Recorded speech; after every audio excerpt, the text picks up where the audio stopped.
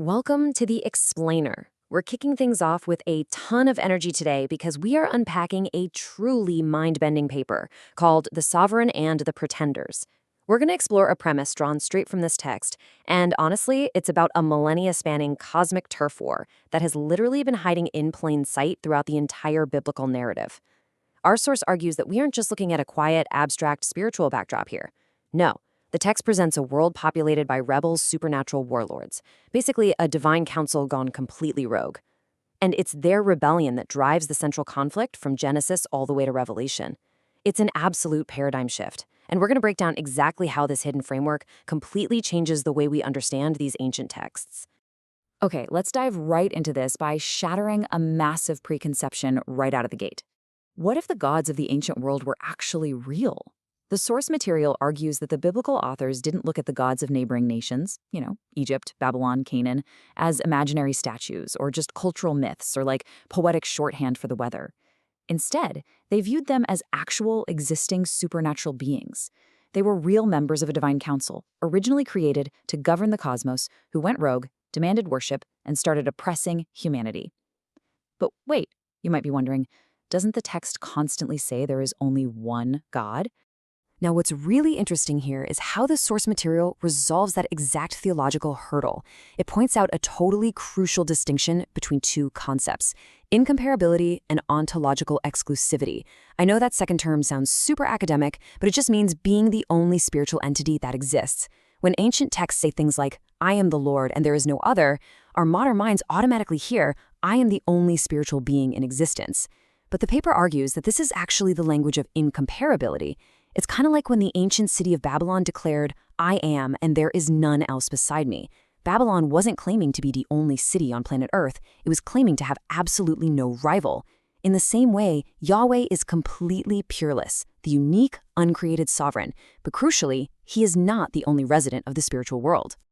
To really wrap our heads around this, we have to look at the ancient Hebrew word Elohim, which we usually just translate as God. The text explains that Elohim is not a unique species name for one specific being. Actually, it functions as a domain marker. It's a term that identifies any being that naturally inhabits the spirit realm. So yes, Yahweh is an Elohim, but according to this framework, so are the members of the heavenly council, the rebellious gods of the nations, and angels. Yahweh's uniqueness isn't that he's the only Elohim in existence. It's that he is the only uncreated, sovereign creator among all of them. Getting this concept of a domain marker is the absolutely crucial point that establishes our suspects in this cosmic conflict. So how did everything go so wrong? Our source outlines a timeline of 3 catastrophic, escalating rebellions. First up is the creation era, characterized by the Eden subversion, where a divine rebel infiltrates the garden and subverts humanity's mandate to govern the earth. Then things get worse in the antediluvian or pre-flood era, with the Genesis 6 Watcher corruption. This is where divine beings, these sons of God, cross the boundary into the human realm, producing those corrupted offspring known as the Nephilim. Finally, the massive breaking point hits in the post-flood era with the Babel disinheritance. When humanity rebels at the Tower of Babel, God judicially disinherits the 70 nations of the earth, assigning them to be governed by 70 members of his divine council. But those divine administrators quickly turn corrupt themselves. They demand worship and enslave their assigned nations. And just like that, the cosmic battle lines are officially drawn. The very next thing that happens in the narrative is the call of Abraham, and the paper argues this placement is highly tactical. Think about it. With the 70 nations globally handed over to corrupt, supernatural administrators, the call of Abraham isn't just a sweet, isolated story about a guy getting a personal blessing. Not at all. It is Yahweh's immediate, tactical reclamation charter. God is essentially saying, all right, I have disinherited the nations, but I am starting a brand new nation right here. And through your descendants, I am launching a long-term military and spiritual campaign to eventually win every single one of those 70 nations back. Everything that follows is part of this massive cosmic reclamation project. And this brilliantly illustrates exactly what that reclamation project looked like on the ground, especially during the Exodus. The source argues that the 10 plagues were definitely not just random natural disasters. They were a targeted, systematic military strike against Egypt's specific divine hierarchy. Take a look at how this maps out. The Nile turning to blood? That was a direct hit on Khnum, the water god. The plague of frogs directly targeted Heket, the frog-headed goddess of fertility. And those 3 days of pitch darkness completely neutralized Ra, the supreme sun god, proving him totally powerless. According to the text, this was a public dismantling of the pretender gods right in front of the very nation they had colonized. Now, this conflict isn't just subtext. The source points out it's explicitly documented. Just listen to this massive quote from Psalm 82. It paints a literal courtroom scene. God stands in the divine assembly. In the midst of the gods, he gives judgment. You are gods. Nevertheless, like men, you shall die. The sovereign is directly indicting the corrupt divine administrators who were supposed to govern the nations justly, but instead plunged everything into darkness. And notice that verdict. It's a formal judicial death sentence handed down to these supernatural entities. They are officially marked for destruction. This brings us to the conquest of Canaan, an event the paper argues is often deeply misunderstood. This wasn't about arbitrary ethnic displacement, it was a highly targeted ground offensive. The text claims these rebellious gods had actually produced a biological counterforce in the land, giant descendants.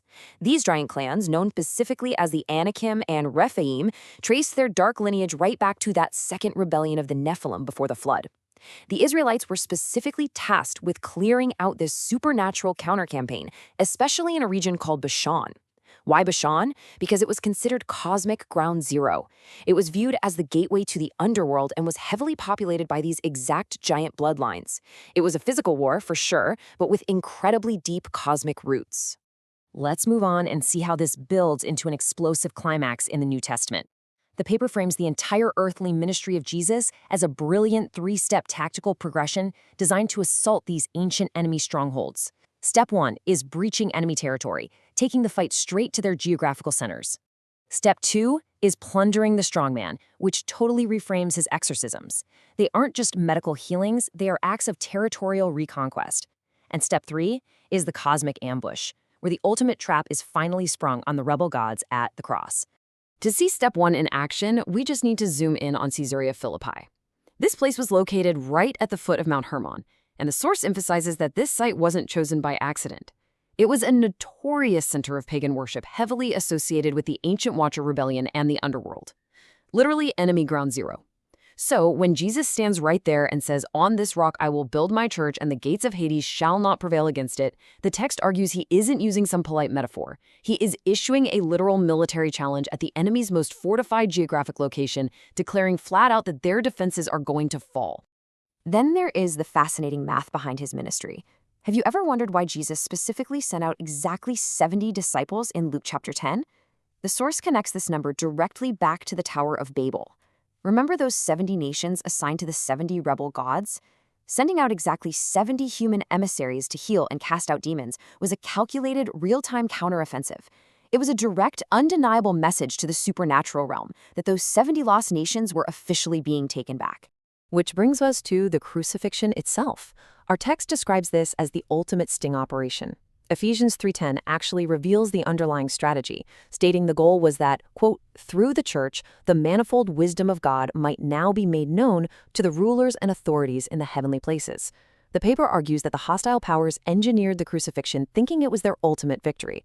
They were entirely unaware they were walking into a trap because this mystery was totally hidden from them.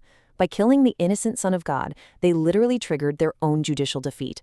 So the crucial point is the devastating fallout of this cosmic ambush. The cross wasn't just about individual forgiveness. According to the text, it was a massive cosmic regime change. Rapid fire, here's what happened. The rebellious rulers and authorities were permanently disarmed. That ancient death sentence pronounced way back in Psalm 82, it was finally executed. And Jesus, by declaring that all authority in heaven and on earth has been given to him, officially supersedes every single territorial god that had held the nations hostage since Babel. And the undeniable evidence of this regime change happens at Pentecost.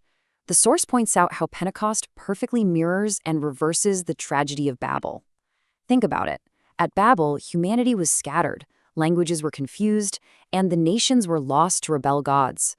But at Pentecost, humanity is gathered together, languages are miraculously comprehended through the power of the Spirit, and the emissaries are sent out to reclaim those exact same nations.